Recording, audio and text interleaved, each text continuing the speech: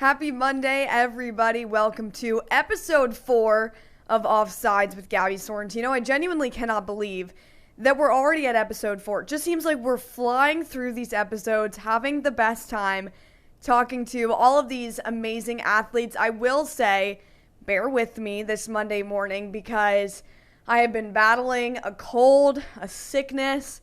It's gotten to me, so my voice is a little deep. I'm a little stuffed up. You know how it gets when it's back to school season and the weather's changing and fall's coming. So everybody take your vitamin C because let me tell you, you do not want what I had this past week. But with that aside, I'm here now and I'm so excited for this episode. I genuinely think it's going to be my favorite episode yet, and I'll probably say that every week. But this is one that I had so much fun filming this interview. Chase Brown, my interview with Chase Brown, I think has been my favorite interview that I've done since I've been here at Fox 19. I left the interview just smiling. We had such a great time, and he is such a great person, such a cool person to talk to. So many cool facts and interesting things about Chase that I learned in this interview and that I think you guys are going to learn too. Chase Brown was the guy last year. RB1 in Cincinnati, no doubt. There were games where he was the only running back for the Bengals.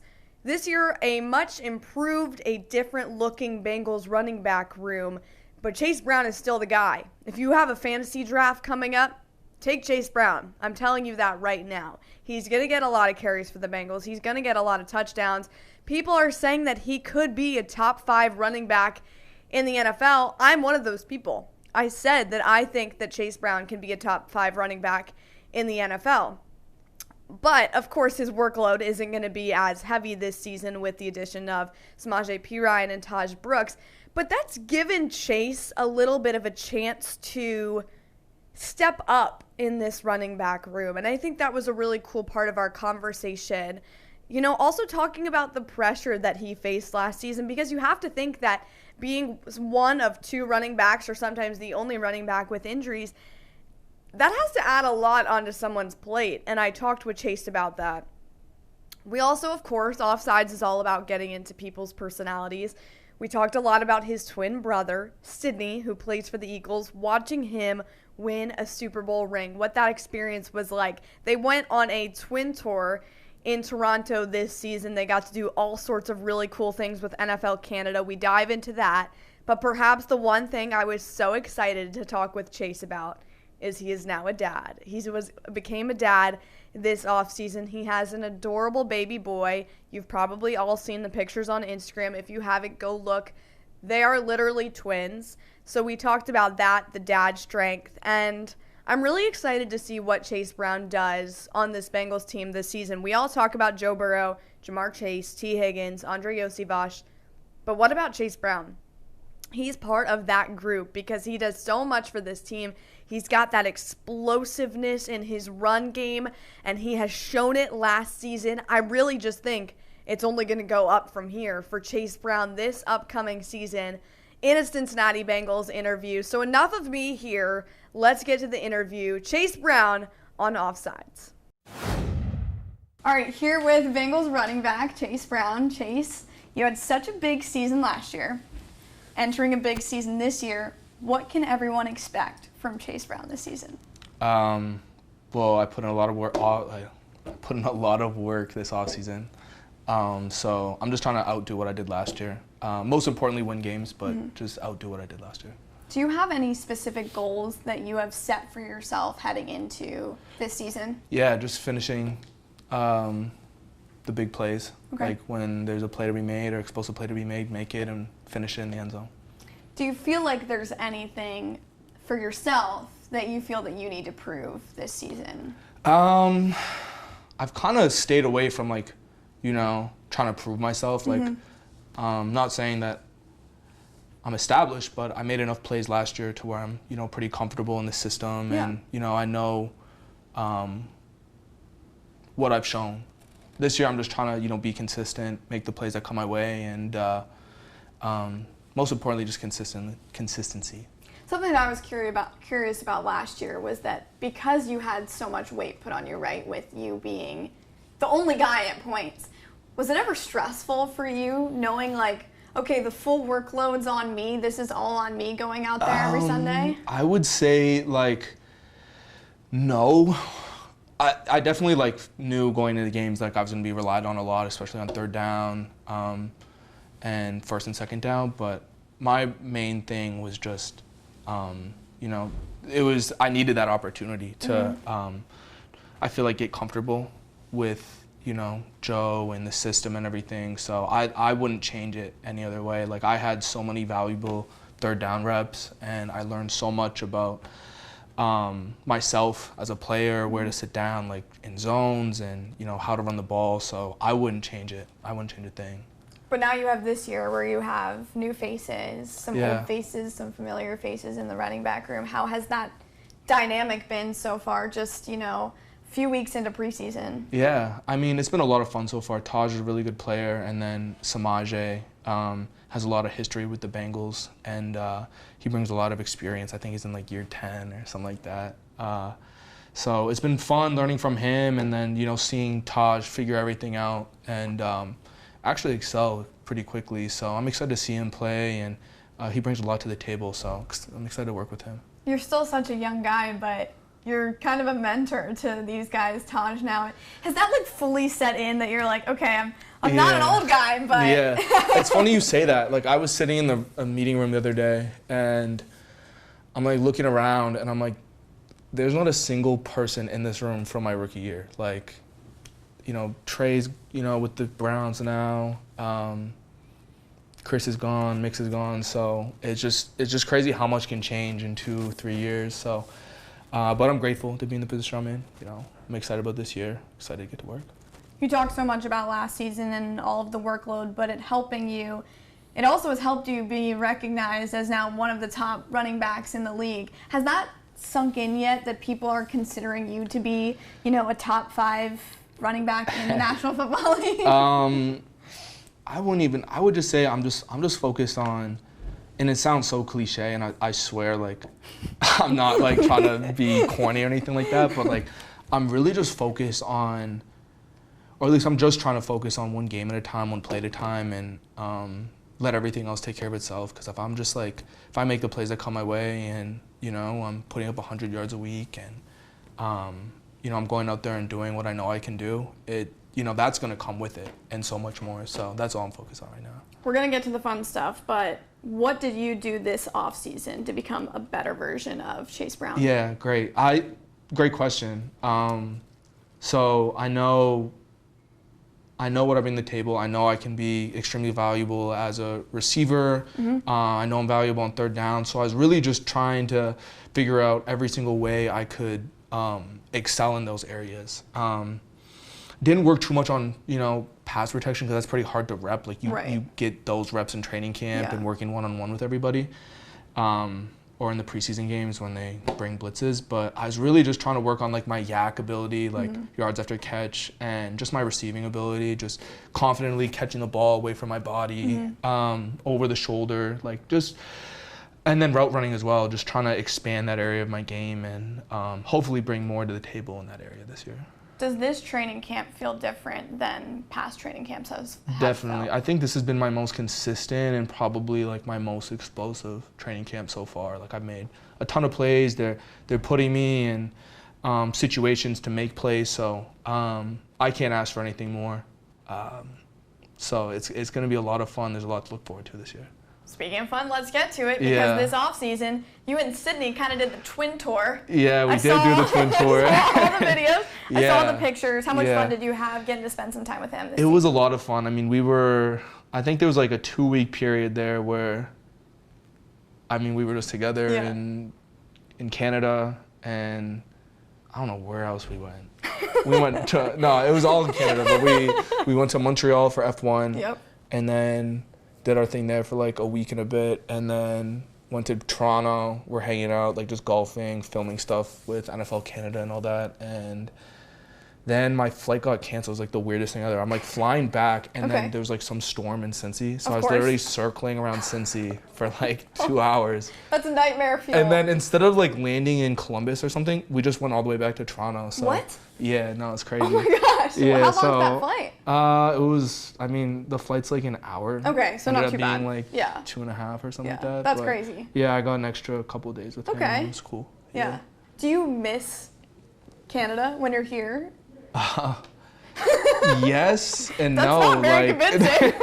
No, I love Canada. Like, I love being home. There's nothing like, you know, being home. But there's just so much more to do down here. Yeah. I don't know. Have you ever been to like? No, I haven't. You haven't? I've heard Toronto is you really got cool. Toronto, Montreal. I love Montreal. Okay. Like, I would go. I spoke a little French in high school. I feel like I could. All right, let's hear it. Bonjour, je m'appelle Gabi. Je suis. I don't remember how to say 27. I don't know. Je m'appelle Chase. There you go. Yeah. There we go. Yeah, I don't remember that. I don't remember 27. Okay, so what's it like having a twin brother in the NFL? I mean, especially when you've gotten to play against Sydney. Oh yeah, no, it was funny. Like, I was talking to some of the boys here, but I'm like, I was so locked in on the game because we were playing for a little bit at the start of the first quarter, but every single time I'm in the huddle, I can just like see him in my peripheral, just like walking around. I'm like, bro, just go to the other side of the field so I can't see you. Yeah, like not even that. It's just distracting. I'm like, even Dre, because Dre spent some time with my brother in Atlanta this offseason, and he was like, yeah, bro, like it was just weird. I'm like, yeah. Did you like text him after, and then you're like, what are you doing? Nah, like I talked to him after, and it was just like, yeah, like that was cool. That's it. Yeah. I don't know how else to say it. It was cool. Were you at the Super Bowl? Yeah, that's where I went to. Okay. Yeah, I was in New Orleans for that. Actually with my college roommate. Yeah. We're pretty tight still, so we were able to go out there and watch him play. Was it cool getting to see your brother get a ring? Yeah, no, it was definitely cool. It was definitely cool. Yeah, I'm out there, I'm like, damn, like, I can't believe they're still playing. Yeah, like, it was February, and we had been done for a month at that point, and, you know, I wish we were still playing. I just remember seeing him run out, I'm like, damn, like, I miss that. Yeah. So. Yeah. So yes and no, you miss Canada, but I'm assuming you don't miss the Canadian winners. It's like the same as here. Really? The winter last year okay, here, last year was really so bad here, I will say. But I feel like there, maybe it's a different type of cold. I think it was pretty bad. Like around the same time, it's so weird. So like any weather that my family gets back home, like I'll hear about it like a few days. 12 hours before we get it. Yeah. So. Yeah, that's how it is for me in Maryland. It's the same thing. Like I always can warn my mom about the weather that's coming. Right. Do you ski or snowboard? I snowboarded a little bit as a kid. Okay. I haven't tried skiing actually, but you gotta ski. Skiing's fun. I wanna like get into it more, but I'm like. Are you like scared of hurting yourself? So I was like a kid, like until I was like a sophomore in college, or not in college, in high school. I was like kind of like I like skateboarding and I liked like you know like the little scooters, like the trick scooters. Like I had a scooter and my brother and I would mess around the skate parks all the time. So. Snowboarding was kind of like, you know, the winter version of that. So I didn't get to do it too much, but it was still a lot of fun to do. We're going to end by talking about you are a dad now to a beautiful baby boy. Yeah. How has it been being a dad? Do you have that dad strength out there on the field now? Maybe, yeah. That could be it. Maybe that's why this training camp's going so well. Has to be. No, it's a blessing. I was so nervous about it before, and I didn't know what to expect. And, you know, especially when you first find out, you know, you just don't know what you want to do. And, you know, I just couldn't see life any other way without him. And he's just like the cutest little thing ever. And he's like your little twin. I've seen the pictures. He's like my twin. He is. So I miss him right now because I go home and he's going to bed or, you know, I'll try and maybe catch him on FaceTime or something throughout the day, but no, it's definitely been a blessing. Yeah. I'll probably go call him right after this. Has it been hard to balance being a professional athlete and also trying to be a dad when you get home? I mean, I know you said you don't see him too much, but is that kind of hard for you because you want to be spending these precious moments with him? Yeah, but I think, you know, right now it's just so important to focus on what's going on here. Yeah. Like, I am a dad, but I also have a lot of responsibility here as well, and I got to prioritize that. When I go home, I'm a dad, but when I'm here, I'm a football player, and, to take care of home, I got to, take care of things on the field, so, got to keep my priorities right, and that's all that is. I think he'll understand when he gets older. Yeah, you know what I mean? Like, he can't, right, he won't be mad at me later on, but right now it's early on. Yeah. And, he'll be happy when he gets to come to games and be on the sideline. All I care about, as long as that little boy's happy, that's all I care about. Did we get him a little Chase Brown jersey yet? Yeah, he has one. He has little, custom clothing and stuff. Oh my gosh. So we'll be seeing him at games this season. Definitely, yeah. I can't wait. He'll be out there. I can't wait. All right, well, Chase, that was great. Thank you so much. Yeah, sweet. I appreciate it. No problem. Okay, so let's talk about a few takeaways from that interview, and I'm going to start with my French isn't as good as it used to be, okay? I'll admit it. I took French from, I think, 1st grade until 12th grade in high school. I was pretty well versed in French. I probably could have continued it in college, didn't have the time, didn't need the credits. It's not great now. But I think I still showed that I still remember a little bit. That was, such a funny thing. And by the way, that was something that I was not expecting at all. If I had known that Chase Brown was going to quiz me on my French, probably would have studied up a little bit. Probably would have tried to remember what 27 is in French. I still don't know. So, yeah, definitely need to brush up on my French if I ever plan to head to Canada. Also found it funny talking about his time with his brother, going to F1 races, doing all this cool stuff for NFL Canada, laughing about the weather, because I definitely didn't expect that. I thought that Chase was going to say that the weather in Canada is a lot worse than here. I haven't ever been to Canada. I want to go to Toronto really bad. But I thought it was funny that he said that the winter wasn't nearly, it was basically the same as it was in here in Cincinnati. The winter last year here in Cincinnati was awful. I really hope it's not like that this year. But it is funny because my mom living in Baltimore, me being from Baltimore, I always get her weather about a day or two before. So it was funny that we could laugh about that. Just talking about his son becoming a dad, him saying he was going to FaceTime him right after our interview. Just such a really cool time with Chase Brown. Again, so excited to see what he does this season coming up, week 1 in just a few days here against the Cleveland Browns. I'm thinking that Chase is going to get a lot of time on the field, going to get a lot of carries. Of course, there's questions about this Bengals offensive line. There's questions about them protecting Joe Burrow. But that also translates to the run game, too, because Chase Brown needs that protection as well. So it will be interesting seeing what the offensive line looks like. Honestly, just seeing what this Bengals team looks like. We've seen them so much in training camp, so much in practice. We saw them a little bit in preseason. But this is it, guys. This is where we really get to see what this Bengals team is about. Trey Hendrickson going to be back out there. The big three going to be out there. Money in their pockets.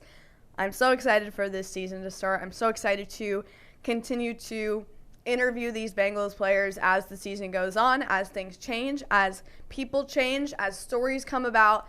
Really looking forward to this. Thank you all so much for all the kind comments and support that I've gotten from my first 3 episodes of Offsides here. I hope you guys really enjoy this 4th episode. And of course, I will see you next Monday for episode 5 of Offsides with Gabi Sorrentino. For now, I hope you guys have a great rest of your day. I hope you have a good week and are ready for Sunday NFL season week 1. Bye, guys.